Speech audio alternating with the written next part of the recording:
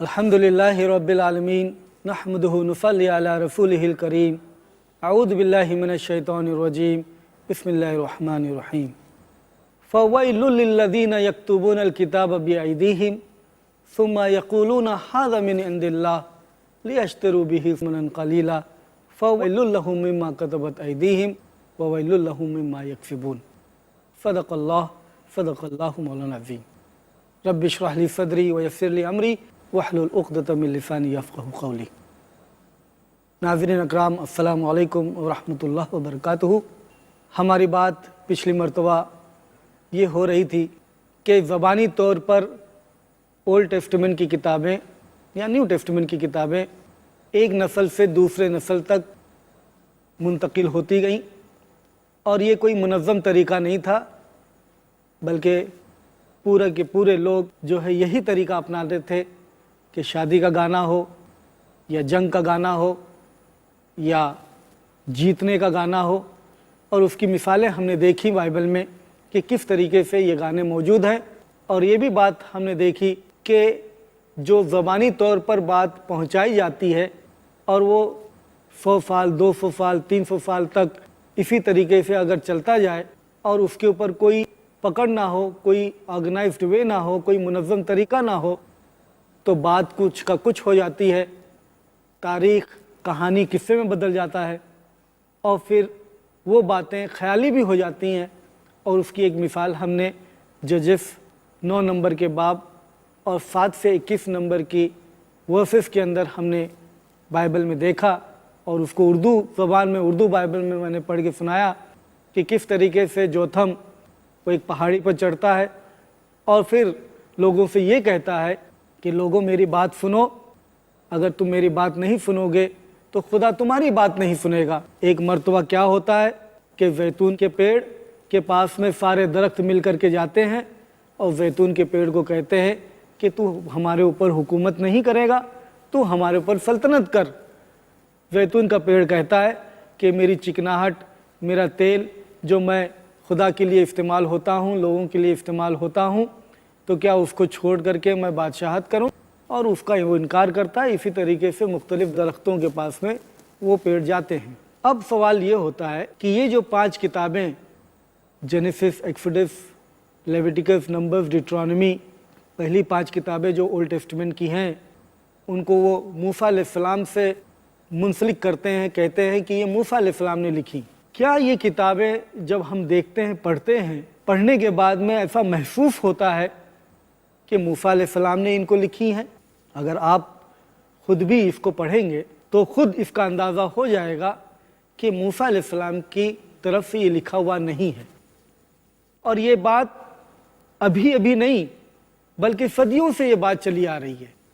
शुरू के लोगों ने, ईसाइयों ने और यहूदियों ने, शुरू के लोगों ने तो इसको मूसा अलैहिस्सलाम से जोड़ दिया कि मूसा अलैहिस्सलाम ने लिखा है। लेकिन बाद के लोगों ने जब इसके ऊपर तहकीक करना शुरू की, जब इसको पढ़ना शुरू किए, तो लोगों में शुबहा पैदा होना शुरू हुआ कि ये मूसा अलैहिस्सलाम की किताब तो नहीं हो सकती, मूसा अलैहिस्सलाम इस तरीके से तो नहीं लिख सकते। और ये सदियों से चला आ रहा है। और धीरे धीरे अब वो मुकाम पहुंचा है कि सारे के सारे लोग, चाहे वो प्रोटेस्टेंट्स हों, चाहे वो रोमन कैथलिक के पादरी हों, सारे के सारे लोग इस बात पर इत्तेफाक करते हैं कि मूसा अलैहिस्सलाम या मूसा की तरफ से ये लिखा हुआ नहीं है। लेकिन ये जो स्कॉलर्स हैं, जो तहकीक करने वाले हैं, जो आला किस्म के नॉलेजेबल लोग हैं, वो लोग ये बात को तस्लीम करते हैं। आम जनता या आम पब्लिक या वो मिशनरी जिसको ये फिक्र है कि दावत वो आम करे ईसाइयत की, उसको ये बात हजम नहीं होती है और ये वो तस्लीम करने को तैयार नहीं होगा कि ये मूसा अलैहिस्सलाम की तरफ से नहीं है। क्योंकि अगर ये बात मान जाता है तो फिर उसकी तबलीग ही ख़त्म हो जाएगी कि ये किताब अगर मूसा अलैहिस्सलाम ने नहीं लिखी तो फिर किसने लिखी। लेकिन हम उस बात पर आते हैं कि किस तरीके से ये नतीजा अखज़ हो पाया कि मूसा अलैहिस्सलाम की ये लिखी हुई किताब नहीं है। सबसे पहले जिसने ये बात उठाई वो 11वीं सदी ईस्वी के अंदर इसहाक, आइज़ैक, वो अपनी ज़बान में बोलते हैं, आइज़ैक इब्न यशूश। आइज़ैक ابن یشوش یا اسحاق ابن یشوش یہ مسلم اسپین میں بادشاہ کا فزیشین ہوا کرتا تھا. اس نے سب سے پہلی مرتبہ جینیسس چیپٹر 36 پہلی کتاب بائبل کی پیدائش باب نمبر 36 کے اندر ایڈومائٹس ایک قوم ہے، وہ بادشاہوں کا ذکر ہے اور ان کا شجرہ ہے، ان کا جینیالوجی ہے. بائبل جو یہ پڑھے گا وہ دیکھے گا کہ بائبل کے اندر شجرے بہت سارے ہیں. یہ اس کا باپ، یہ اس کا باپ، یہ اس کا بیٹا، یہ اس کا بیٹا، اس طریقے سے بہت سارے ہیں. تو یہاں پر بھی 36 نمبر کے باب کے اندر جینیسس پیدائش جو پہلی کتاب ہے جو موسیٰ علیہ السلام سے یہ منسلک کرتے ہیں کہ موسیٰ علیہ السلام نے لکھی ہیں، یہ پہلی کتاب ہے موسیٰ علیہ السلام کے متعلق سے. اس کتاب میں باب نمبر 36 کے اندر آپ ایڈومائٹس بادشاہوں کا ذکر ملتا ہے. ایڈومائٹس ایک قوم ہے، ہم اس کی تحقیق میں نہیں جائیں گے کہ یہ ایڈومائٹس قوم کون سی ہیں، بلکہ اتنا ہی جانیں کہ ایڈومائٹس بادشاہ ہوا کرتے تھے. ان کی جینیالوجی وہاں پر لکھی ہوئی ہے جینیسس چیپٹر 36 میں. اسحاق ابن یشوش انہوں نے تحقیق کی کہ یہ ایڈومائٹس بادشاہ موسیٰ علیہ السلام کے زمانے کے نہیں ہیں، بلکہ موسیٰ علیہ السلام کے گزر جانے کے بعد یہ ایڈومائٹس بادشاہ وجود میں آئے. اب بتاؤ کہ موسیٰ علیہ السلام کے بعد میں وہ لوگ وجود میں آئے اور ان کا ذکر موسیٰ علیہ السلام خود کریں تو یہ مناسب نہیں ہے کہ کہیں ہم کہ موسیٰ علیہ السلام نے یہ بات لکھی. اب یہ تحقیق جب انہوں نے کی اور لوگوں کے سامنے آیا تو ہنگامہ ہوا اور لعن طعن ہوئی، اور اس طریقے سے ہمیشہ ہوا. جب جب اس طریقے سے کوئی بولتا تھا، اب یہ شخص تو یہودی ہی تھا، تو اس کے اوپر لعن طعن ہوتی تھی، اور لعن طعن ہونے کے بعد میں کبھی کبھی وہ اپنی بات سے پیچھے ہٹ جاتے تھے یا کبھی کبھی ان کو ختم کر دیا جاتا تھا. اس قسم کی ساری باتیں ہوا کرتی تھی. پھر اس کے بعد میں 17ویں صدی میں تھامس ہیبس، یہ بھی ایک پادری اور اعلیٰ قسم کے عہدے پر فائز آدمی عیسائیوں میں 17ویں صدی میں، یہ جینیسس یا پہلی 5 کتابوں میں وہ بہت سارے نقائص اور وجوہات نکالتے ہیں کہ ان وجوہات کے بنا پر یہ کتاب جو ہے موسیٰ علیہ السلام سے ہم نہیں جوڑ سکتے. اور ان میں سے ایک یہ ہے کہ بائبل میں یا پہلی 5 کتابوں میں آپ یہ جملہ بار بار دیکھیں گے، ٹو دس ڈے، آج کے دن تک، آج کے دن تک، آج کے دن تک. مثال کے طور پر پیدائش 22 نمبر کے باب اور 14 نمبر کے ورس کے اندر ہے کہ یہ دن، آج کے دن تک اس پہاڑ کو خدا کا پہاڑ کہا گیا اور اسی پہاڑ سے مہیا کیا جائے گا. یہ جینیسس چیپٹر 22 22 نمبر کا باب جو ہے وہ اس واقعے سے تعلق رکھتا ہے کہ جب ابراہیم علیہ السلام کو یہ خواب آتا ہے کہ اپنے بیٹے کو ذبح کرے، تو وہ اپنے بیٹے کو ذبح کرنے کے لیے لے کے جاتے ہیں. اب یہ اور بات ہے کہ عیسائیوں کے نزدیک وہ بیٹا جو ہے اسحاق علیہ السلام ہے، اور مسلمانوں کے نزدیک اسماعیل علیہ السلام دوسرے جو بیٹے کا نام ہے ابراہیم علیہ السلام کے، ان کو وہ ذبح کرنے کے لیے لے جاتے ہیں. لیکن وہاں بیٹے کی قربانی نہیں ہوتی، اور وہاں پر قربانی ایک مینڈے کی ہو جاتی ہے، کھانے والے جانور کی ہوتی ہے، جس کی یاد میں ہم وہ تہوار مناتے ہیں. تو یہ باب اس متعلق ہے، اور اس پہاڑ پر اس بیٹے کو لے جاتے ہیں، اور وہ پہاڑ کا نام اب وہ بولتے ہیں کہ یہ خدا کا پہاڑ ہے اور یہاں سے مہیا کیا جاتا ہے. تو وہاں پر یہ جملہ ہے ٹو دس ڈے، یہاں آج تک یہاں پر یہ پہاڑ جو خدا کا ہے یہاں پر مہیا کیا جاتا ہے. تھامس ہیبس کہتے ہیں کہ یہ جملہ آج کے دن تک، آج کے دن تک کوئی بھی واقعہ ہو رہا ہے، کوئی بھی انسیڈنٹ پیش آ رہا ہے، اس انسیڈنٹ کے بعد میں، اس واقعے کے بعد میں یہ جملہ جوڑ دینا کہ آج کے دن تک یہ جملہ جب یہ لکھا جا رہا ہے اس واقعے کے دوران، جب یہ واقعہ ہو رہا ہے اس وقت یا اس زمانے میں جب لکھا جائے گا تو اس طریقے سے نہیں کہے گا کہ آج کے دن تک. یہ تو تبھی ممکن ہوگا کہ وہ زمانہ کو چھوڑ کر کے بعد کے زمانے میں کوئی لکھے اور پھر یہ کہے آج کے دن تک. یہ ایک نقطہ تھامس ہیبس نکالتے ہیں اور باتوں کے ساتھ ساتھ کہ اس طریقے سے ہم اس نتیجے پر پہنچتے ہیں کہ موسیٰ علیہ السلام کی لکھی ہوئی کتاب یہ نہیں ہے. ڈی لی پیریرے نام بہت مشکل ہے، فرینچ ہے غالباً، کس طریقے سے اس کا نام پروناؤنس کروں مجھے نہیں معلوم، لیکن جو بھی ہو وہ بھی ایک ایسے ماہر آدمی تھے اور نالجبل تھے اور اپنے منصب پر، عہدے پر فائز تھے. انہوں نے بھی ایسی ہی تحقیق کی اور ساتھ ساتھ جو باتیں ابن یشوش اور تھامس ہیبس نے بتائی اسی کے ساتھ ساتھ یہ بھی دوسری باتیں پیش کیے کہ دیکھیے یہ بھی باتیں ہیں جس طریقے سے ہم اس نتیجے پر پہنچتے ہیں کہ یہ کتابیں موسیٰ علیہ السلام کی لکھی ہوئی نہیں ہیں. مثال کے طور پر وہ ایک نئی بات پیش کرتے ہیں کہ ڈیوٹرانومی جو استثناء 5ویں کتاب ہے موسیٰ علیہ السلام کی، پہلے ہی وہ اس کے اندر یہ بات کہی جاتی ہے کہ یہ باتیں موسیٰ علیہ السلام نے بیان کی جارڈن ندی کے اس پار سے، جارڈن ندی کے اس پار سے، اکراس دی جارڈن. یہ جملہ جو ہے کی ورڈ ہے اسحاق ڈی لے پیرر کے لیے، کی ورڈ ہے کہ یہ کیسے ممکن ہے اس شخص کے لیے جو جارڈن کی طرف ہو، وہاں رہتا ہو موسیٰ علیہ السلام کے ساتھ میں، وہ یہ کہے کہ یہ باتیں موسیٰ علیہ السلام نے کہیں جارڈن کے اس پار سے، جارڈن ندی کے اس پار سے. یہ تو تبھی ممکن ہوگا کہ وہ شخص جو لکھ رہا ہے اس بات کو وہ جارڈن کے دوسری طرف ہو اور موسیٰ علیہ السلام جارڈن کے دوسری طرف ہو، الٹے طرف ہو. تو یہ اشارہ ملتا ہے کہ یہ موسیٰ علیہ السلام کی طرف سے نہیں ہے بلکہ کسی اور تیسرے آدمی کی طرف سے ہے. بہرحال پھر لان تان ہوتی ہے اس شخص کی اور اسی طریقے حالت جیسے پہلے لوگوں کی ہوئی ویسے اس کی بھی ہوتی ہے، اور شاید ہو سکتا ہے جو مقام پر فائز تھا وہاں سے اس کو دستبردار کیا جاتا ہے، ہٹا دیا جاتا ہے. لیکن کچھ لوگ بات کے اوپر اڑے رہتے تھے کہ جو بات حق بات ہے وہ بات ہے اور اس سے پیچھے نہیں ہٹتے تھے، لیکن کبھی کبھی اپنی جان کو بچانے کے لیے پیچھے بھی ہٹ جاتے تھے.